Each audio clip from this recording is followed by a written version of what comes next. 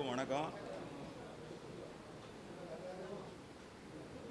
பாரதிய ஜனதா கட்சியின் சார்பாக, முன்னாள் இராணுவ வீரர்களின் பிரிவு சார்பாக உங்கள் அனைவருக்கும் முதற்கண் வணக்கத்தை தெரிவித்துக் கொள்கின்றேன். எங்களது அன்பிற்கும் மரியாதைக்கும் உரிய மாநில தலைவர் நயினார் நாகேந்திரன் அவர்களுடைய ஆசியோடையும், எங்களது அமைப்பு பொதுச் செயலாளர் கேசவ விநாயகி அவர்களுடைய ஆசியுடனும், அன்பிற்கும் பாசத்திற்கும் உரிய அண்ணன் விபி துரைசாமி அவர்கள், எங்களது கட்சியின் மாநில துணைத் தலைவராக பணியாற்றி கொண்டிருக்கின்ற விபி துரைசாமி அவர்களின் ஆசியுடனும், எங்களுடைய இராணுவ பிரிவு இன்று ஒரு பிரஸ் மீட், பத்திரிகையாளர்களை சந்திக்கும் விதத்திலே நீங்கள் ஒரு இணைப்பு அமைக்க வேண்டும் என்று கேட்டுக்கொண்டு, நமது மீடியா ஸ்டேட் இன்சார்ஜ் ரெங்கராஜுலு அவர்கள் ஏற்பாடு செய்திருக்கின்ற இந்த பிரஸ் மீட்டிற்கு வந்திருக்கும் அனைவரையும் வரவேற்கின்றேன். ஏன் இந்த பிரஸ் மீட்டுன்னு எல்லாரும் கேட்டுக்கிட்டு இருக்காங்க. மதிப்பிற்கும் மரியாதைக்கும் உரிய பிரதம மந்திரி நரேந்திர மோடி அவர்கள் ஒரு நேஷனலிஸ்ட், வீரமிக்க ஒரு பிரதம மந்திரியாக பணியாற்றி கொண்டிருக்கிறார். அதே போல டிஃபென்ஸ் மினிஸ்டராக இருக்கக்கூடிய ராஜ்நாத் சிங் அவர்கள், உள்துறை அமைச்சர் அமித்ஷா அவர்கள் மற்றும் எல்லாவற்றிற்கும் தலையாய நமது எக்ஸ்டர்னல் வெளியுறவுத்துறை அமைச்சர் ஜெய்சங்கர் அவர்கள், இவர் நால்வரும் இந்த சிந்தூர் மற்றும் பகல்காம் நிகழ்ச்சிகளை வழிநடத்தி கொண்டிருக்கின்றார்கள். அவர்களுக்கெல்லாம் நன்றி கூறி, முப்படை இராணுவமும், கப்பற்படை, காலாட்படை மற்றும் விமானப்படை, Indian army, Indian navy, Indian air force, இவர்கள் மூவரையும், அனைத்து வீரர்களுக்கும் நாங்கள் நன்றி சொல்லும் வகையிலே இந்த கூட்டம் அமைக்கப்பட்டிருக்கின்றது. ஏனென்றால் ஒரு நாடு துண்டாடப்படாமல் ஒன்றாக இருக்க வேண்டும் என்றால் வலிமையான ஒரு இராணுவம் இருக்க வேண்டும். அந்த வகையிலே இந்திய இராணுவம் மிக வலிமையாகவும் பலமாகவும் பாகிஸ்தானை விட 4 மடங்கு பெரியதாகவும் இருந்து கொண்டிருக்கின்றது. அதனை தமிழக மக்களுக்கு உணர்த்தும் வகையிலே இந்த சந்திப்பு நடந்து கொண்டிருக்கின்றது. நீங்கள் எல்லோரும் அறிவீர்கள், 22 ஏப்ரல் 22 ஏப்ரல் அன்று எவ்வாறெல்லாம் பாகிஸ்தானிய தீவிரவாதிகள் 5 பேர் எவ்வாறெல்லாம் நமது இந்திய பிரஜைகளை, சுற்றுலா பயணிகளை, பெஹல்காம் என்ற ஜம்மு காஷ்மீர் பகுதியில் இருக்கக்கூடிய ஒரு அருமையான சுவிட்சர்லாண்டை போன்று அருமையாக இருக்கக்கூடிய ஒரு சுற்றுலா தலத்திலே 26 நபர்களை அவர்கள் கொண்டிருக்கின்றார்கள். அதிலே 25 பிரஜைகள் இந்திய பிரஜைகள், ஒருவர் நேபாள பிரஜையாகும். அதிலும் குறிப்பாக அந்த 26 பேரிலே ஒரு இந்திய கப்பற்படையின் இராணுவ வீரரும் இறந்திருக்கின்றார்கள். அதுவும் இந்த மாஸ் மேசக்கர் என்று கூறுவார்கள். இந்த 26 பேரும் கொன்ற விதம்தான் முக்கியமானது. காரணம் என்ன? இவர்கள் 26 பேரும் இஸ்லாமியர்கள் அல்ல என்பதனை நிர்ணயித்த பிறகு, அவர்களுடைய குடும்பத்தை சார்ந்த பெண்களுக்கு முன்பாக அவர்கள் 26 பேரையும் கொலை செய்திருக்கின்றார்கள். அந்த கொலை செயலை கண்டிக்கும் வகையில் இந்த பிரஸ் மீட் நடந்து கொண்டிருக்கின்றது. அது மட்டுமல்ல, அந்த 5 இஸ்லாமிய தீவிரவாதிகளும் பாகிஸ்தான் இராணுவத்தை சேர்ந்தவர்கள் என்பதிலே எந்த ஐயப்பாடும் இல்லை. அவர்கள் பாகிஸ்தானிய இராணுவத்தின் தளபதி அசீம் முனீர் அவர்கள் இந்த செயலை ஆற்றியிருக்கின்றார்கள் என்பதிலே எந்த சந்தேகமும் இந்திய அரசாங்கத்துக்கு கிடையாது. 26 பேரும் இஸ்லாமியர்கள் அல்ல என்பதனை நிர்ணயிப்பதற்கு 2 வகையான இதை நிகழ்த்தியிருக்கின்றார்கள். அவர்களால் கல்மா படிக்க முடியுமா, மற்றும் நீங்கள் எல்லோரும் அறிவீர்கள், அவர்களை மறைவிற்கு சென்று என்ன செய்தார்கள் என்பதனை பத்திரிகையாளர்கள் அறிவீர்கள். அந்த வகையிலே இந்த கொன்ற விதம்தான் மிக மிக முக்கியமானதாகும். அதாவது எத்தனையோ இடங்களிலே தீவிரவாத செயல்கள் நடந்து கொண்டிருக்கின்றன. ஆனால் இந்துக்களா என்பதனை அறிந்து அவர்களை கொண்டிருக்கின்றார்கள். எனவேதான் இது முக்கியத்துவம் பெற்ற ஒரு செயலாக நடந்து கொண்டிருக்கின்றது.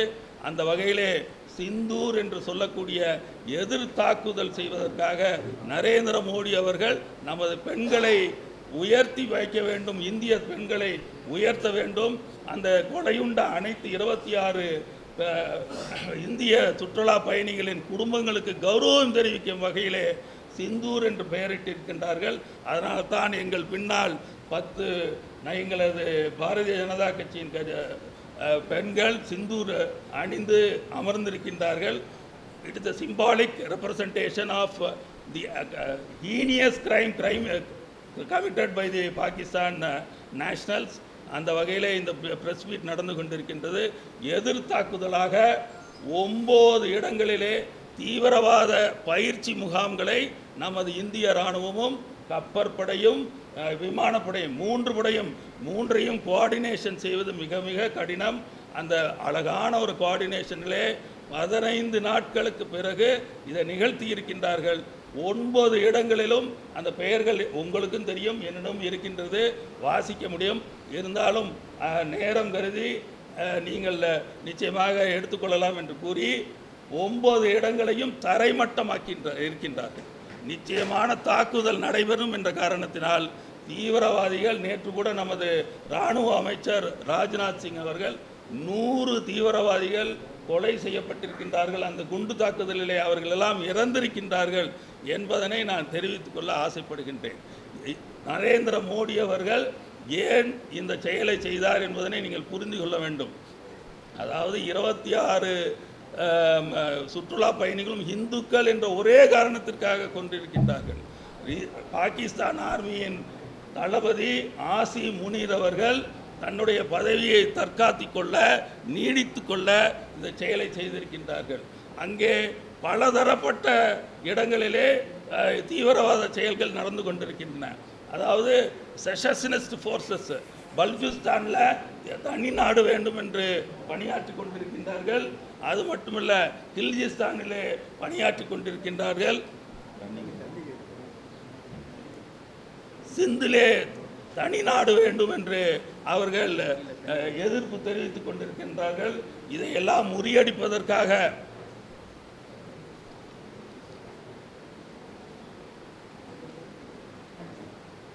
ஜெனரல் ஆசி முனீர் அவர்கள் அவருடைய தனித்துவத்தை நிலைநாட்டுவதற்காக பாகிஸ்தானின் தளபதி ஆசி முனீர் அவர்கள் இதை செய்திருக்கின்றார்கள். இது கண்டிக்கத்தக்கது.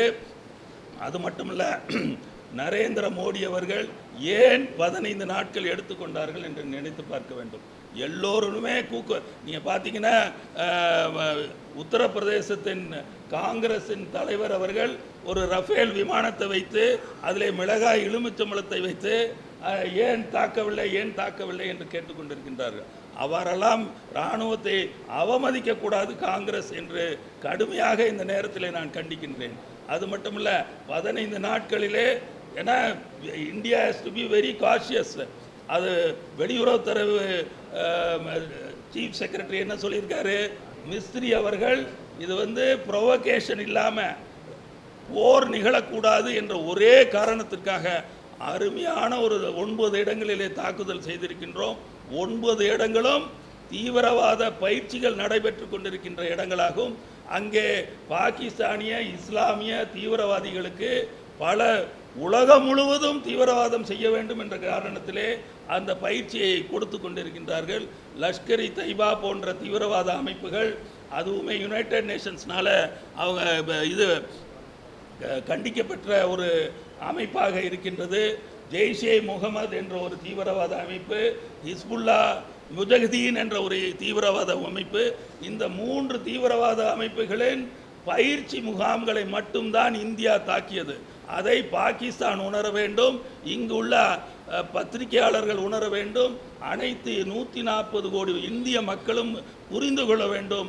நாம் செய்தது அவர்களுடைய இராணுவ தளவாடங்களை தாக்கவில்லை, அவர்களுடைய சிவிலியன்ஸ் இந்த பாகிஸ்தானிய பிரஜைகளை தாக்கவில்லை. 9 தீவிரவாத அமைப்புகளின் பயிற்சி முகாம்களை மட்டும்தான் தாக்கியிருக்கின்றன. அந்த வகையிலே நரேந்திர மோடி அவர்கள் ஏன் 15 நாட்கள் எடுக்கின்றார்கள் என்றெல்லாம் கேட்கக்கூடாது. அனைத்து அரசியல் கட்சிகளும் பாரதிய ஜனதா கட்சிகளை தலைமையேற்று நடைபெற்றுக் கொண்டிருக்கின்ற என்டிஏ அரசாங்கத்திற்கும் இந்தியாவிற்கும் முழு ஒத்துழைப்பு கொடுக்க வேண்டும்.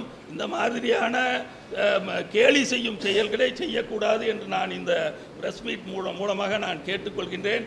அது மட்டுமல்ல, ஒரு நாடு ஒன்றாக இருக்க வேண்டும் என்றால் 2 பவர் இருக்கணும். ஒன்று இராணுவ பவர் இருக்கணும், இன்னொன்று மணி பவர் இருக்கணும். இந்த 2 பவரிலுமே இராணுவம் பாகிஸ்தான் இராணுவத்தை விட 4 மடங்கு பெரியது. நமது இராணுவ பட்ஜெட் அவர்களை காட்டிலும் கிட்டத்தட்ட 10 மடங்கு பெரிய பட்ஜெட் ஆகும். அவர்களோட பட்ஜெட்லாம் நமக்கெல்லாம் ஈக்குவலே கிடையாது. 2013ஆம் ஆண்டு இந்தியாவின் பி. சிதம்பரம் அவர்களுடைய பட்ஜெட் வெறும் 13 லட்சம் கோடி ரூபாய். ஆனால் இன்று நிர்மலா சீதாராமன் அவர்கள், நமக்கு மரியாதைக்கும் உரிய மதிப்பிற்கும் உரிய நிதியமைச்சர் நிர்மலா சீதாராமன் அவர்கள் கொடுத்த பட்ஜெட் 50 லட்சம் கோடி ரூபாய், 4.5 மடங்கு பெரியது என்பதனை இந்திய மக்களும் அனைத்து அரசியல் கட்சிகளும் புரிந்து கொள்ள வேண்டும். அத்தகைய ஒரு பெரிய நாடை தாக்குவதற்கு துணிந்த இந்த பாகிஸ்தானை பதிலடி கொடுக்காமல் இருக்க வேண்டுமா? நான் இந்த தருணத்திலே நான் கேள்வி கேட்கின்றேன். யூபிஏயின் மன்மோகன் சிங் பிரதம மந்திரியாக 2008ஆம் ஆண்டு இருந்தார். அது மட்டுமல்ல, பாட்டீல் அவர்கள் உள்துறை அமைச்சராக இருந்தார். விலாஸ் ராவ் தேஷ்முக் அவர்கள் மகாராஷ்டிராவின் முதலமைச்சராக பணியாற்றி கொண்டிருந்தார். ஆனால் 2008 நடந்த அந்த மும்பை தொடர் குண்டுவெடிப்புக்கு ஒரு பதிலடி கூட காங்கிரஸ் அரசாங்கம் கொடுக்கவில்லை. காரணம் என்பதனை பத்திரிகையாளர்கள் உணர வேண்டும். அதனால் ஒரு நேஷனலிஸ்ட் கவர்மெண்ட் இருக்க வேண்டும் என்றால் அது பாரதிய ஜனதா கட்சியாகத்தான் மட்டும் இருக்க முடியும், என்டிஏயாகத்தான் மட்டும் இருக்க முடியும் என்பதனை நான் தெரிவித்துக் கொள்கின்றேன். அது மட்டுமல்ல, அவர்கள் வெறும் வாய்ப்பேச்சு தான். 2008ஆம் ஆண்டு நடந்த அந்த 200க்கும் மேற்பட்ட அப்பாவி குடிமக்கள் இறந்தார்கள். பல நரிமேன் ஹவுஸ் என்று கூறக்கூடிய ஜூஸ் இருக்கக்கூடிய அந்த அப்பார்ட்மெண்ட் அவங்க தாக்கினாங்க. தாஜ்மஹால் ஹோட்டலை தாக்கினார்கள். ஃப்ரீ ஃபார் ஆல், அதாவது பாகிஸ்தானிலிருந்து குஜராத் வழியாக அவர்கள் மும்பையிலே வெறும் படகுலே இறங்கி அனைத்து சம்பவங்களையும் செய்துவிட்டு சென்றிருக்கின்றார்கள். ஒரு பதிலடி தாக்குதல் கூட காங்கிரஸ் அரசாங்கம் கொடுக்கவில்லை. அந்த தருணத்திலே அவர்கள் செய்ததெல்லாம் 3 தான் செய்தார்கள். ஒன்று, உள்துறை அமைச்சர் ராஜினாமா செய்தார், மகாராஷ்டிராவின் முதலமைச்சர் ராஜினாமா செய்தார். அது மட்டுமல்ல, மன்மோகன் சிங் அவர்கள் நிதி அமைச்சகத்தை எடுத்துக்கொண்டார். இதுதான் நடந்ததே ஒழிய வேற எந்த தாக்குதலையும் செய்வதற்கு அவர்களுக்கு நரேந்திர மோடி போல துணிச்சலும் நாட்டுப்பற்றும் கிடையாது என்பதனை தான் இந்த தமிழக மக்களும் இந்திய மக்களும் புரிந்து கொள்ள வேண்டும். அது மட்டுமல்ல, 15 நாட்களாக லைன் ஆஃப் கண்ட்ரோல் என்று கூறக்கூடிய அந்த பகுதியிலே, ஜம்மு காஷ்மீர் பகுதியிலே தொடர்ந்து குண்டுவெடிப்பு, ஸ்மால் ஆர்ம்ஸ் ஃபயரிங் செய்து கொண்டிருக்கின்றார்கள் பாகிஸ்தான். அதெல்லாம் அவர்கள் நிறுத்த வேண்டும். கிராஸ் பார்டர் டெரரிசத்தை அவர்கள் நிறுத்த வேண்டும். அந்த உறுதிமொழியை அளித்தால்தான், என ஒவ்வொரு முறையும் 2016ஆம் ஆண்டு ஊரியிலே தாக்குதல், இராணுவ முகாமிலே தாக்குதல் செய்தார்கள். 2019 புல்வாமாலே 40 பாராமிலிட்டரி, என்னோடு பாராமிலிட்டரி நண்பர்கள் உட்கார்ந்து கொண்டிருக்கின்றார்கள். 40 பாராமிலிட்டரி ஃபோர்ஸை அவர்கள் பாகிஸ்தான தீவிரவாதிகள் அவர்கள் குண்டு வைத்து வெடித்திருக்கின்றார்கள். அதற்கு 2016ஆம் ஆண்டு இதே நமது பாரத பிரதமர், அன்பிற்கும் பாசத்திற்கும் உரிய பாரத பிரதமர் நரேந்திர மோடி அவர்கள் surgical strike along the LOC line of control நடத்தினார்கள். 16 கிலோமீட்டர் தூரம் வரை சென்று பாகிஸ்தானிய இராணுவத்தை அவர்கள் சூறையாடினார்கள், அவர்களை பழி வாங்கினார்கள். அது 2016 ஊரி தாக்குதலுக்கு. நீங்கள் சிந்திக்க வேண்டும். 2008 மும்பையில் நம்மளுடைய எக்கனாமிக் கேபிட்டல் ஆகும்.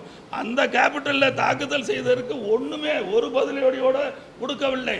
ஆனால் நரேந்திர மோடி அவர்கள் ஒரு ஊரி தாக்குதலுக்கு கிட்டத்தட்ட 16 கிலோமீட்டரில் இருக்கக்கூடிய அனைத்து பாகிஸ்தான வீரர்களையும் கொண்டிருக்கின்றார்கள் சர்ஜிக்கல் ஸ்ட்ரைக் மூலம். ஆனால் அன்று இருந்த ராகுல் காந்தி அவர்கள், காங்கிரஸ் என்ன கேட்டது? ப்ரூஃப் கொடுங்க, ப்ரூஃப் கொடுங்கன்னு கேட்குறாங்க. அதாவது சாட்சி கொடுங்கள், எவ்வாறெல்லாம் நீங்கள் சர்ஜிக்கல் ஸ்ட்ரைக் செய்தீர்கள் என்று அவர்கள் கேட்டார்களா இல்லையா? எப்படி? அதனால்தான் இந்த முறை அதாவது லாய்ட்ரிங் முனிஷன்ஸ் என்று ஒரு ட்ரோன் இருக்கின்றது. அந்த லாய்ட்ரிங் முனிஷன்ஸ் சென்று 9 தாக்கிய தீவிரவாத முகாம்களையும் படம் பிடித்து, அதாவது தாக்குதலுக்கு முன்னால் படம் பிடித்து, தாக்குதலுக்கு பின்னால் படம் பிடித்து இந்த எதிர்க்கட்சி நண்பர்களுக்கு காட்ட வேண்டும், எதிர்க்கட்சி பத்திரிகையாளர்களுக்கு காட்ட வேண்டும் என்று அவர்கள் அனைத்து மீடியாக்களிலும் நீங்கள் பார்த்திருப்பீர்கள். அருமையாக முன்னால் எப்படி இருந்தது அந்த பயிற்சி முகாம். குண்டு தாக்குதல் 25 நிமிடம் தான் அந்த தாக்குதல். 9 இடங்களிலும் ஒரே சமயம் 25 இடங்களையும் தாக்கி தரைமட்டமாக்கிய அந்த படங்களை நீங்கள் எல்லோரும் பார்த்திருப்பீர்கள். அந்த அத்தகைய ஒரு வீர செயலை ஒரே ஒரு மனிதர் தான் செய்ய முடியும், அது நரேந்திர மோடி என்பதனை நான் தெரிவித்துக் கொள்ள ஆசைப்படுகின்றேன். அது மட்டுமல்ல, 3 ஃபோர்ஸுகளும் ஆர்மி, நேவி, ஏர்ஃபோர்ஸோட கோஆர்டினேஷனை பார்த்தால் நிச்சயமாக வியக்கத்தக்கும் வகையிலே இருந்திருக்கின்றது. அவர்களுக்கு பாராட்டு தெரிவிக்கும் வகையிலே அனைத்து வீரர்களுக்கும் நாங்கள் எல்லோரும் சல்யூட் செய்கிறோம் என்று சொல்லும் வகையிலே, நன்றி தெரிவிக்கும் வகையிலே நாங்கள் எல்லோரும் இங்கே அமர்ந்து தமிழக மக்களுக்கு கூறிக்கொள்ள ஆசைப்படுவதெல்லாம் நாடு ஒன்றாக இருக்க வேண்டும். மீண்டும் மீண்டும் ஒன்றிய அரசாங்கம் என்றால் என்று கூறாமல் ஒற்றுமையோடு இருந்தால் அனைத்து மக்களும், அனைத்து ஜாதி மக்களும், அனைத்து மத மக்களும் ஒன்றாக இருந்தால் வலிமையான பாரதம், விக்சித் பாரத் என்று நரேந்திர மோடி அவர்கள் கூறியிருக்கின்றார்கள். 2047 நமது இந்திய திருநாடு ஒரு டெவலப்டு நேஷனாக மாறுவதற்கு அனைத்து மக்களும் அனைத்து கட்சிகளும் ஒத்துழைக்க வேண்டும் என்ற எண்ணத்தோடு இங்கு நாங்கள் உட்கார்ந்து கொண்டிருக்கின்றோம். நாங்கள் எல்லாரும் பாரதிய ஜனதா கட்சியிலே முன்னாள் படை வீரர்கள் பிரிவிலே நாங்கள் பணியாற்றி கொண்டிருக்கின்றோம். காரணம், பாரதிய ஜனதா கட்சி ஒரு நேஷனலிஸ்ட் கட்சியாகும். தெய்வீகமும் ஆன்மீகமும் தேசியமும் 2 கண்களாக பாவிக்கின்ற இந்த கட்சியை நாங்கள் அங்கமாக வைத்து கொண்டிருக்கின்றோம். அது மட்டுமல்ல, அவர்கள் தாக்கிய ஒவ்வொரு ட்ரோன்ஸ் 3 ஜெட்டுகளை வீழ்த்தி இருக்கின்றோம். நமது இராணுவ படையானது, விமானப்படையானது S-400 என்று சொல்லக்கூடிய அதிநவீன anti surface to air missile 600 kilometre வரைக்கும் 300 டார்கெட்ஸை அவர்கள் கவனிக்கக்கூடிய வாய்ப்பு இந்த S-400 என்ற ஒரு ஆயுதம் இருக்கின்றது. அந்த ஆயுதத்தை வைத்து அவர்கள் அனுப்பிய அனைத்து ட்ரோன்ஸுகளையும் வீழ்த்தி இருக்கின்றோம். ஒரு ட்ரோன் கூட எந்த இடத்திலும் இந்தியாவிலே படவில்லை என்பதனை நீங்கள் நினைத்து பார்க்கும் பொழுது நம்ம இராணுவத்தின் சக்தியை நீங்கள் புரிந்து கொள்வீர்கள். அது மட்டுமல்ல, அடுத்ததாக சிந்தூர் 2 என்று சொல்லக்கூடிய வகையிலே அஃபிஷியலாக சிந்தூர் 2 என்று சொல்லவில்லை, இருந்தாலும் சிந்தூர் 2விலே கிட்டத்தட்ட 3 இடங்களிலே அவர்கள் HQ-9 என்று கூறக்கூடிய சீனாவிலிருந்து பெற்றிருக்கக்கூடிய ஆன்டி ஏர் டிஃபென்ஸ் சிஸ்டத்தை வீழ்த்தி இருக்கின்றோம். அவர்களுடைய ரடார் சிஸ்டத்தை வீழ்த்தி இருக்கின்றோம். அத்தகைய அதிதீர செயல்களை நமது இராணுவம் செய்திருக்கின்றது. இந்த செயல்களை எல்லாம் பாராட்டும் வகையிலே நாங்கள் இங்கே இருந்து கொண்டிருக்கின்றோம். அது மட்டுமல்ல, நமது 3 ஆண்டுகளுக்கு முன்னால் தான் ட்ரோன்ஸ் ரொம்ப தீவிரமாக இதாகிட்டு இருக்கு. நமது இந்தியா ட்ரோன்ஸை தயாரித்து செயல்படுத்தக்கூடிய அதிநவீன நுட்பத்தை 3 ஆண்டு காலத்திலே பெற்றிருக்கின்றோம் என்று கூறினால் அது வியக்கத்தக்க வகையில் இருக்கின்றன. பல இராணுவ அதிகாரிகள், ஓய்வு பெற்ற இராணுவ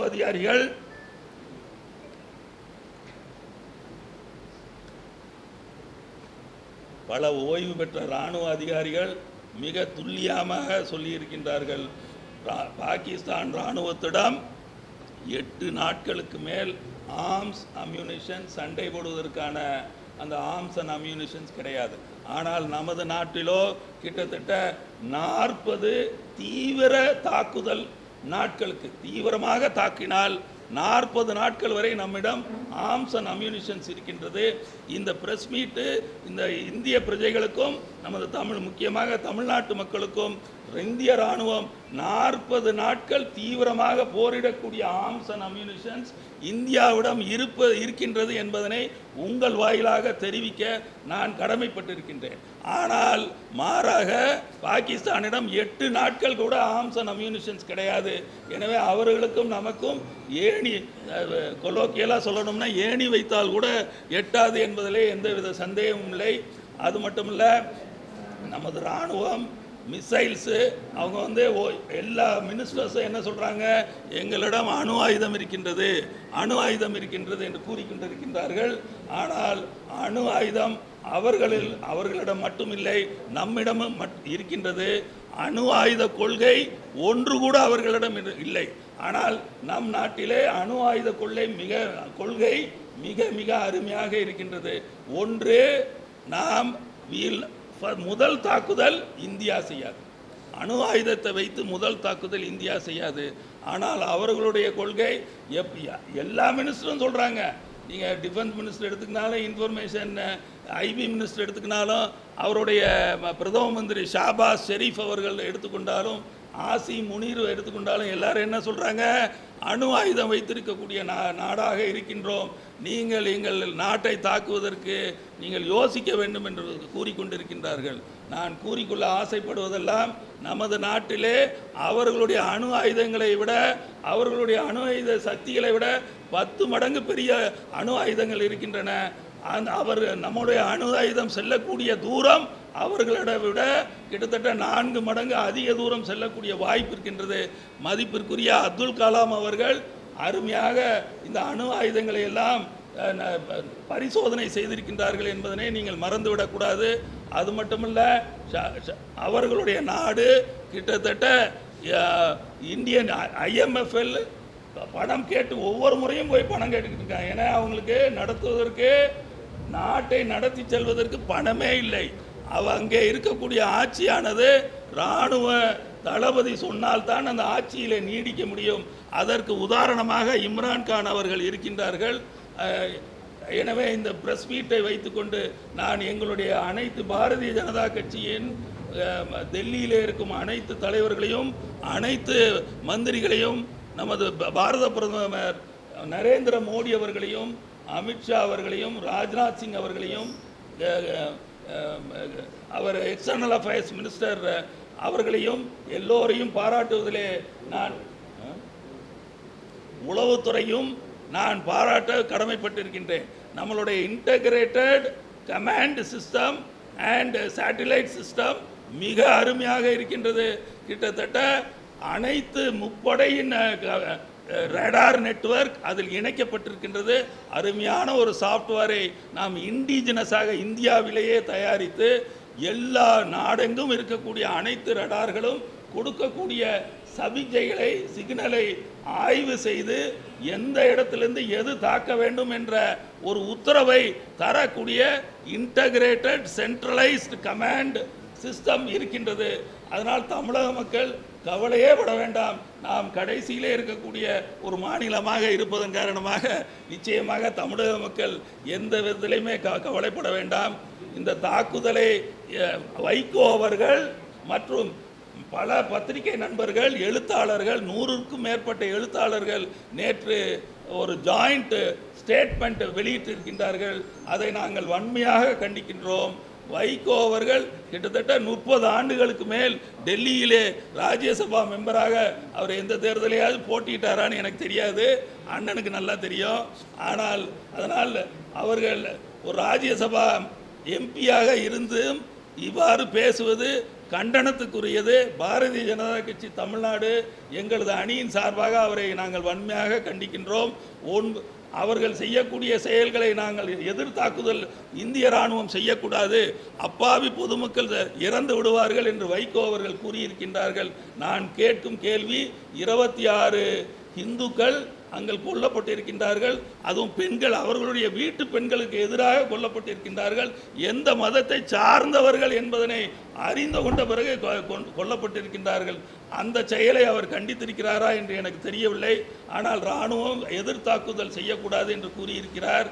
வைகோ அவர்கள் 2008 நிச்சயமாக அவர்களோடு தான் UPA அரசாங்கத்தில் அங்கம் பெற்றிருக்கின்றார்கள் தான் என்று நம்புகின்றேன். அவர் 2008 ஏன் தாக்குதல் செய்யவில்லை என்ற கேள்வியை அவர் அப்பொழுது எழுப்பினாரா என்ற ஐயம் எனக்கு வருகின்றது. இந்த பிரஸ் மீட்டிலே நீங்கள் எல்லோரும் வந்ததற்கு நன்றி கூறி நமது மதிப்பிற்கும் மரியாதைக்கும் உரிய அண்ணன் விபி துரைசாமி அவர்கள் உங்களிடையே 4 வார்த்தைகள் பேசுவார் என்று அன்போடு கேட்டுக்கொள்கின்றேன்.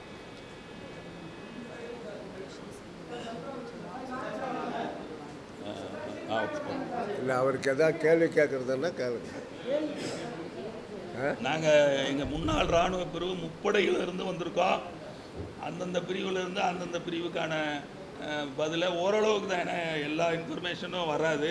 டெல்லியிலேருந்து எல்லா ஆப்ரேஷன்ஸும் சொல்ல மாட்டாங்க, எல்லாம் சீக்ரெட்டாக இருக்கணும். எல்லாத்தையும் மீடியாவில் நிச்சயமாக சொல்ல முடியாது. உங்களுக்கு தெரிஞ்சது தான். அரசியலே சொல்ல மாட்டேங்கிறாங்க, அப்புறம் எப்படி இராணுவத்தை சொல்ல முடியும்? நீங்கள் 2 வாரம். அனைவருக்கும் வணக்கம்.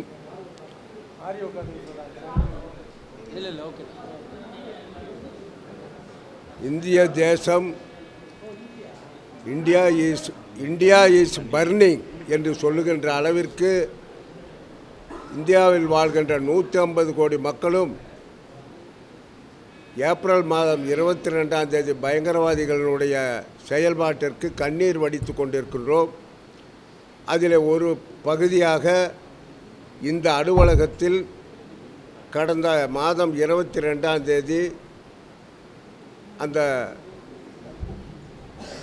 அப்பாவி பொதுமக்கள் கொல்லப்பட்டதற்கு நாம் அனுதாபத்தை தெரிவித்திருக்கின்றோம். பாரதிய ஜனதா கட்சி தமிழ்நாடு பிரிவின் சார்பாக நிலைமை இவ்வாறு இந்தியா முழுவதும் கொதிப்படைந்து போய் கொந்தளித்து கொண்டிருக்கின்ற இந்த நேரத்தில் தமிழக முதல்வர் 5ஆம் ஆண்டு நான் அடியெடுத்து வைத்து விட்டேன் என்ற விழாவை நடத்துகின்றார். நேரு ஸ்டேடியத்தில் அவருக்கு பாராட்டு விழா நடத்துகின்றார். எனக்கு தெரிந்தவரை இந்தியாவில் வாழ்கின்ற எந்த முதலமைச்சரும் இது போன்ற செயல்களுக்கு ஒத்துக்கொள்ள மாட்டார்கள்.